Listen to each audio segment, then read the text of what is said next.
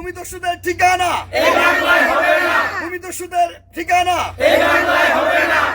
Union 2 নং ওয়ার্ডে আমাদের বসবাস।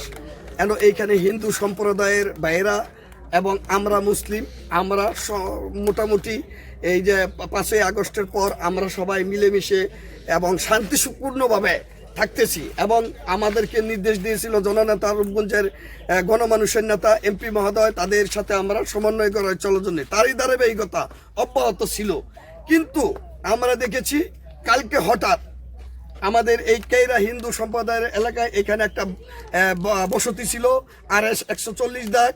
এইখানে একটা জমি নিয়ে ঢাকার এক পার্টি এই জমি নাকি কাটতে কিনে আইসা এই কিছু বহিরাগত সন্ত্রাস নিয়ে এসে এই বাড়ি এই স্থাপনাটা ভেঙে ফেলেছে। গতকালকে আনুমানিক 11 থেকে 12টার দিকে পৈতদ আমাকে ফোন দিল যে এদের বাড়িঘর ভাঙচুর হচ্ছে। শুনে আমি সাথে সাথে আসছি, আইসা দেখলাম ঢাকার একজন লোক, নাম হচ্ছে আবু ইউসুফ, ওনার সাথে বিএনপির নামধারী কিছু লোক স্বজন এখানে উপস্থিত।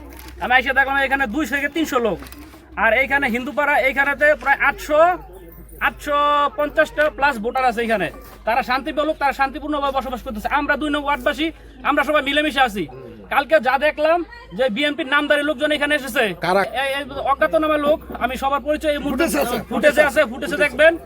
আমি বিএনপির নামধারী যারা বিএনপির নামে দুর্নাম রটায় যারা এই কাজটা করছে গতকালকে, আমাদের রূপগঞ্জের মাটি মানুষের নেতা মুস্তাফিজুর রহমান ভূঁইয়া দীপু সাহেবের এই ব্যাপারে কঠোর পদক্ষেপ এবং দৃষ্টি আকর্ষণ আশা করছি। আমি এই জায়গায় বালু ভরাট কইরা গড় তুলছি। গড় তোলার পরে কালকে হঠাৎ করে 10টা 11টার দিকে হঠাৎ করে হেরা এলাকার বিএনপি কিছু নেতাকর্মী আছে, আশেপাশে কিছু গোয়ালপাড়ার, তারপরে মুসুরি সিটি মার্কেটের কিছু লোকজন আইসা এই বালুর ট্রাক নিয়ে আইসা আমার ঘরটা ভেঙে দিয়েছে। এটা আমাদের পৈতৃক সম্পত্তি। এখানে আমাদের পূর্বপুরুষরা 1-150 বছর যাবত এখানে জমিটা ভোগ করে আসতেছে। তো গতকাল আমাদের এই এলাকায় 150-200 জন মানুষ আইসা ইউসুফ নামের এক লোক ভূমিদস্যী, আর হচ্ছে জাহাঙ্গীর নামের এক ভূমিদস্যী লোক, ওনাদের সন্ত্রাসদের নিয়ে এসে আমাদের ঘরচর ভাঙচুর করে। এবং আমাদের ছেলেরা ছিল না, আমরা মহিলারা আসছিলাম, এমনকি মহিলাদের নিয়ে ধাক্কাধাক্কি করে। আমরা ফেরানোর চেষ্টা করি, আমাকে সাপান নিয়ে আসে মারার জন্য। আমি ফেরাতে চেষ্টা করি, ওরা হইচই করে ওঠে। তারপর আর আমরা যথেষ্ট সম্ভব চেষ্টা করেছি, ওরা ঘরদূর বাইরে আমাদের উপর অত্যাচার করে, তারপর ওরা চলে যায়। তো উনি সন্ত্রাসের থেকে বড় ধরনের কাজ করছে। আমরা হিন্দু সম্প্রদায়ের মানুষ, এরকম যদি হয় আর্মির অবস্থা, তাহলে আমরা কোথায় যাব?